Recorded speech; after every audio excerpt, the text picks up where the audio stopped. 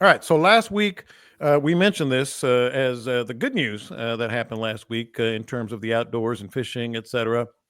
So I thought I'd get, hey, someone who would know a lot more than the rest of us, and that's Shane Bonnot, Advocacy Director for the Texas CCA, correct? That's correct.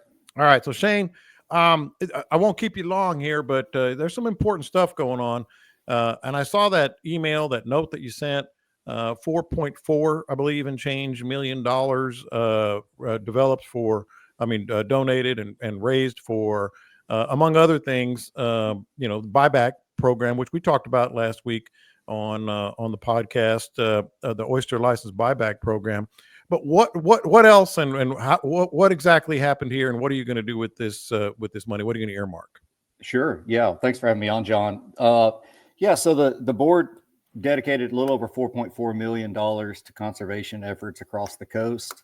As y'all discussed, some of that's going into this innovative buyback program, which is rolling out right now. And so we put $1 million towards that effort. Now, total collectively, that effort's going to require this initial go around. It's going to require about $4.5 million. So there's other philanthropic dollars coming in from donors, but CCA is putting $1 million to that effort. And so that's 1 million of that 4.4. And then there's 2 million going into oyster reef restoration, 1 million going into Karankawa Bay, and another 1 million going into Ayers Bay, which is a part of that 3-bay Mesquite Bay closure that occurred a couple of years ago, closure from oystering. So we're trying to get back in there and restore some of those reefs. So we got $2 million going into oyster reef restoration. And then the rest of it, some of it's going to shoreline stabilization. And I've got a note here. I'll just mention what they are. So $588,000 going into tarpon tagging efforts by the Gulf Research Institute for Highly Migratory Species at A&M Galveston. Another $101,000 going into the citizen tagging program we have with Heart Research Institute out of A&M Corpus Christi. And then $50,000 going to Heart Research Institute for to help quantify the illegal, unreported and unregulated fishing that goes on in the northwestern Gulf of America by the illegal Mexican fishery. $125,000 going into some oyster education efforts down near Corpus through the Texas Surf Conservancy. $24,000 going to our annual seagrass billboards that we do with Texas Parks and Wildlife Department, and then as I just mentioned, about $550,000 going into shoreline restoration projects. One in Nueces Bay, one in East Galveston Bay, and then another in West Galveston Bay. Those familiar with West Galveston Bay have seen this project. That's the one that's protecting Oyster Lake from the that western end of West Galveston Bay, just above Mud Cut. So all in all, it comes out to $4,458,000, and we're just very happy that our board approved these funds and gracious and appreciative of our members for all of the work that they do through their fundraising efforts to come up with this money so that we can put it to work across the Texas coast. Man, that's all incredible. I mean, it's all, and we were talking about it last week. I'm sure you heard, a good start. But I am curious, for our purposes, for our listeners, the fishermen that are listening to the Bite Me podcast across the country, the oyster buyback program and the oyster restoration seems to be the one that is really piquing their interest. The first thing is, has there been any reception yet to the buyback program, and what has it been? Well, there hasn't been a reception yet, just because the letters were just mailed here a few days ago, right on Friday of last week. So almost a week ago, as the point of the time of this conversation we're having, the letters went out, and there'll be a 75-day time period in which the recipients of the letters have the opportunity to respond. Parks and Wildlife will be putting out a press release that sort of explains all of this at some point in time, and they'll hold public meetings one of them should be virtual. So, pretty much anyone can log in and listen to that public meeting and learn more about the program through Parks and Wildlife. And so we'll see what the feedback is, amongst oyster industry members that I'm privy to and have had conversations with, and some of the working groups I'm involved with. It's a mixed reaction. Some think it's going to be very successful, and some don't. I think a large function of the success of it is going to depend on the status of their vessels. Yeah. The condition their vessels are in, the size of their vessels, whether their vessels are in the water or already dry docked. There's a lot that they're going to have to be deciding on if this is a good time to go ahead and get out of the fishery. Yeah, well, that makes sense. What about the restoration project? How do you see that being implemented? Well, the piece in Ayers Bay is going to be an ongoing deal, and it's really a smaller part of a large scale restoration project that's going to be occurring in that complex. Restoration's expensive business, and we're in it for the long haul. But the more we can do to conserve these reefs and keep them from being compromised from dredging, the better off we are, because the less we'll have to restore. It's a lot more cost effective just to take care of the reefs than it is to restore them. The one in Karankawa hasn't started yet, and will start, hopefully next year, maybe at the end of this year, but probably next year. And, that's another one of those bays that we got closed to oystering. That one was closed in 2017. Used to be a very productive oyster area, and we're hoping to get some of those reefs back. The location of this project in Karankawa is, if you look at oyster habitat suitability indices, it's a really good spot. It's going to be able to grow and recruit oysters very well. So we're excited to be working on this project with the Matagorda Bay Foundation and Mr. Bill Balboa and his outfit with MBF, and they're doing a lot of good work in the Matagorda Bay area. We couldn't be more proud to be associated with them.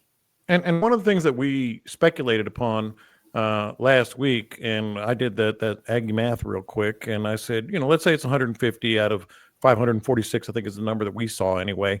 That's 25%. 25% fewer boats on the water, fewer licenses out there. Long term, short term, what are your projections? Do you have any data that would maybe tell our listeners something?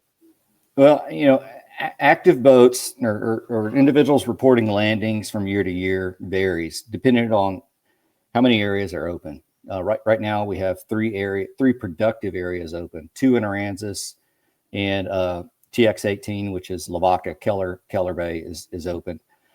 So if participants vary year to year, sometimes you could have 300 to 400 licenses actually fishing. Other years you may just have a couple of hundred fishing. So it's highly influenced by what's available to fish. So when you look at that number that's being thrown around, 150, would it make a difference? Next year, likely not, but you have to start somewhere. There's always going to be this certain amount of latent licenses or licenses that aren't being fished that you're going to have to eat through first. Then you can start getting into the ones that are actually fishing. And what you're also seeing occurring in the fishery is consolidation of these licenses. They're being transferred within the industry themselves.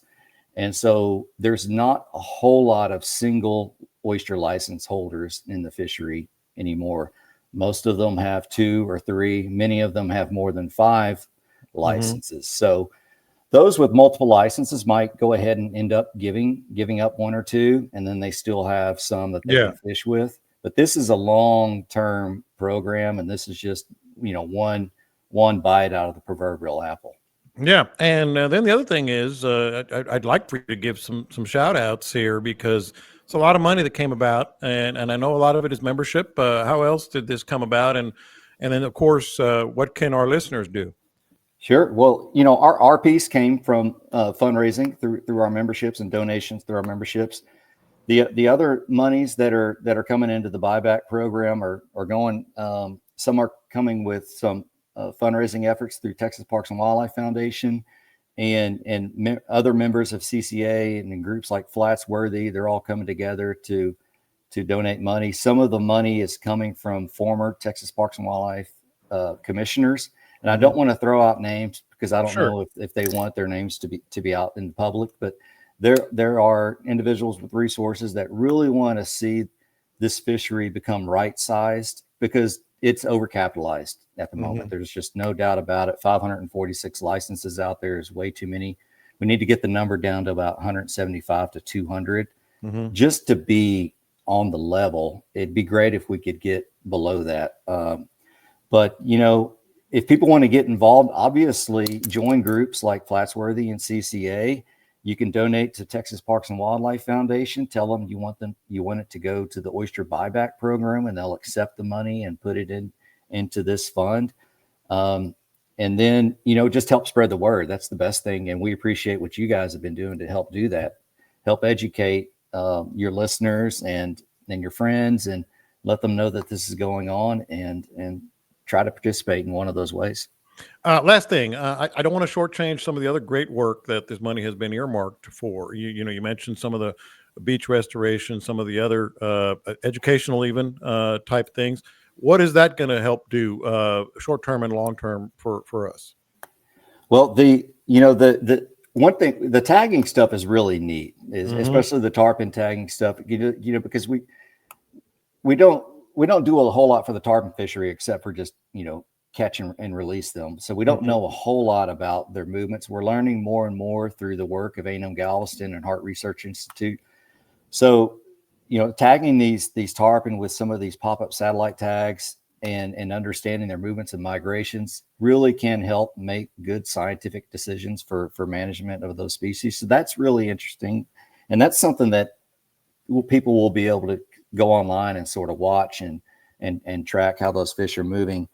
The shoreline stabilization work that occurs in the bays that we mentioned earlier is extremely important. As anybody that fishes on the water knows, we're losing marsh, we're losing our wetlands. So anything that we can do to help reduce that erosion is going to be very beneficial to help support and protect the habitat. So really excited to see where those projects go. And I'll just say, I'll use this opportunity to ask individuals that are involved in habitat work through research institutes or other foundations or conservation organizations. If you have projects that are ongoing, or you have projects that you foresee and you have some funding gaps, please reach out to CCA, because we'd be looking to do more of this work in the future. Awesome. Always educational, always great having you on, Shane. And this is not your last time that you're going to join us and help clarify some of these things, but appreciate it, man. Thanks, John.